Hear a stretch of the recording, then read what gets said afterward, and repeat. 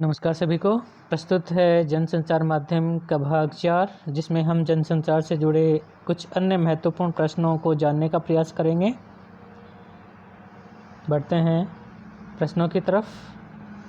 सबसे पहले जानने का प्रयास करें, इलेक्ट्रॉनिक माध्यम से क्या तात्पर्य है।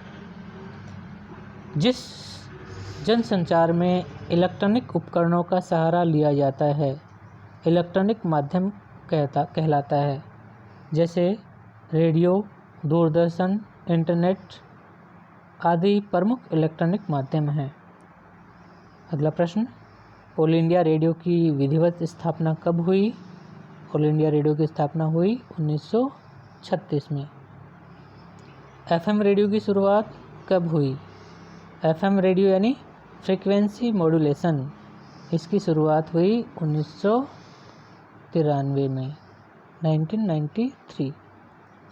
रेडियो किस प्रकार का माध्यम है। रेडियो एक इलेक्ट्रॉनिक श्रव्य माध्यम है और इसमें शब्द एवं आवाज़ का महत्व होता है। यह एक रेखीय माध्यम है। बढ़ते हैं अगले प्रश्नों की ओर। रेडियो समाचार किस शैली पर आधारित होते हैं।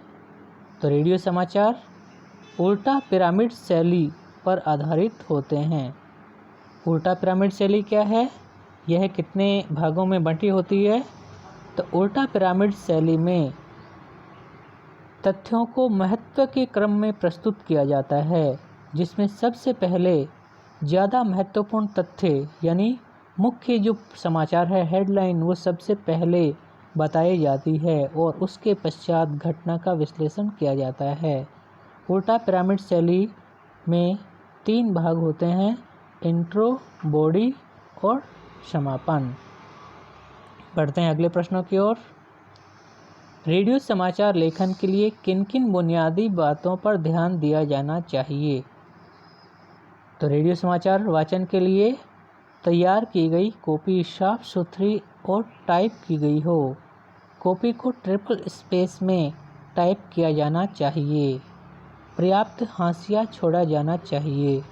अंकों को लिखते समय सावधानी रखनी चाहिए। संक्षिप्ताक्षरों का प्रयोग करने से बचा जाना चाहिए। अगला प्रश्न, दूरदर्शन जनसंचार का किस प्रकार का माध्यम है। दूरदर्शन जनसंचार का सबसे लोकप्रिय व सशक्त माध्यम है। इसमें ध्वनियों के साथ साथ दृश्यों का समावेश होता है। इसके लिए समाचार लिखते समय इस बात का ध्यान रखा जाता है कि शब्द व पर्दे पर दिखने वाले दृश्यों में समानता हो। अगला प्रश्न, भारत में टेलीविज़न का प्रारंभ और विकास किस प्रकार हुआ। भारत में टेलीविज़न का प्रारंभ 15 सितंबर 1959 को हुआ, जिसमें यूनेस्को की एक शैक्षणिक परियोजना के अंतर्गत दिल्ली के आसपास के एक गांव में टीवी सेट लगाकर 200 लोगों को ये कार्यक्रम दिखलाया गया। 1965 में भारत में विधिवत टीवी प्रसारण सेवा प्रारंभ हुई और 1976 में दूरदर्शन नामक निकाय की स्थापना हुई। बढ़ते हैं अगले प्रश्नों की ओर। टीवी खबरों के प्रमुख चरण लिखिए। यानी दूरदर्शन या टेलीविज़न पर जो खबरें प्रसारित होती हैं, उसमें कौन कौन से महत्वपूर्ण तथ्य हैं, कौन कौन से चरण हैं। फ्लैश या ब्रेकिंग न्यूज़, जिसमें किसी घटना को घटित होते ही तत्काल कम से कम शब्दों में दर्शकों तक पहुंचाया जाता है।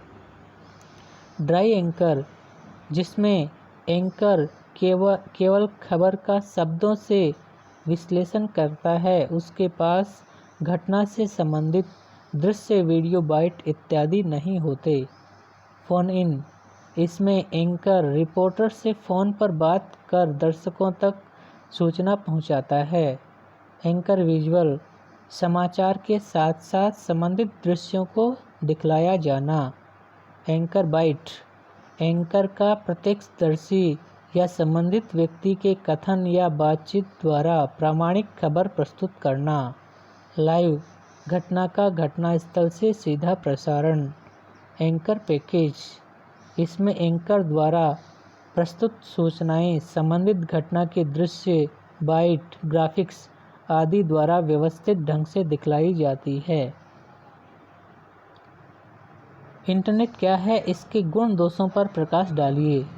इंटरनेट विश्वव्यापी अंतर्जाल है। यह जनसंचार का सबसे नवीन व लोकप्रिय माध्यम है। इसमें जनसंचार के सभी माध्यमों के गुण समाहित होते हैं। यह जहां सूचना, मनोरंजन, ज्ञान और व्यक्तिगत एवं सार्वजनिक संवाद के आदान प्रदान के लिए श्रेष्ठ माध्यम है, वहीं अश्लीलता, दुष्प्रचार, गंदगी फैलाने का भी एक जरिया है, जो कि इंटरनेट के दोषों के अंतर्गत आता है। इंटरनेट पत्रकारिता क्या है? इंटरनेट पर समाचारों का प्रकाशन या आदान प्रदान इंटरनेट पत्रकारिता कहलाता है। इंटरनेट पत्रकारिता के दो रूप होते हैं। पहला, समाचार संप्रेषण के लिए नेट का प्रयोग, और दूसरा, रिपोर्टर अपने समाचार को ईमेल द्वारा अन्यत्र भेजने व समाचार को संकलित करने तथा उसकी विश्वसनीयता सिद्ध करने के लिए करता है। इंटरनेट पत्रकारिता को और किन किन नामों से जाना जाता है? ऑनलाइन पत्रकारिता, साइबर पत्रकारिता, वेब पत्रकारिता। वेब पत्रकारिता पर वेबसाइट पर विशुद्ध पत्रकारिता शुरू करने का श्रेय किसको दिया जाता है? तो इसका जवाब है तहलका.com। भारत की पहली साइट कौन सी है जो इंटरनेट पर पत्रकारिता कर रही है? इसका जवाब होगा रेडिफ। हिंदी वेब जगत में कौन कौन सी साहित्यिक पत्रिकाएं चल रही हैं? जिसका जवाब होगा अनुभूति, अभिव्यक्ति, हिंदी नेस्ट, सराय आदि साहित्यिक पत्रिकाएं चल रही हैं। गृह कार्य में उल्टा पिरामिड शैली क्या है? यह कितने भागों में बटी होती है? रेडियो समाचार के लिए किन किन बुनियादी बातों पर ध्यान दिया जाना चाहिए? इंटरनेट क्या है, इसके गुण दोषों पर प्रकाश डालिए। एंकर पैकेज किसे कहते हैं?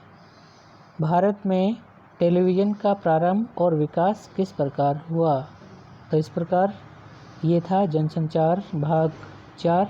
इसका भाग 5 जल्द ही आपके समक्ष प्रस्तुत करूँगा।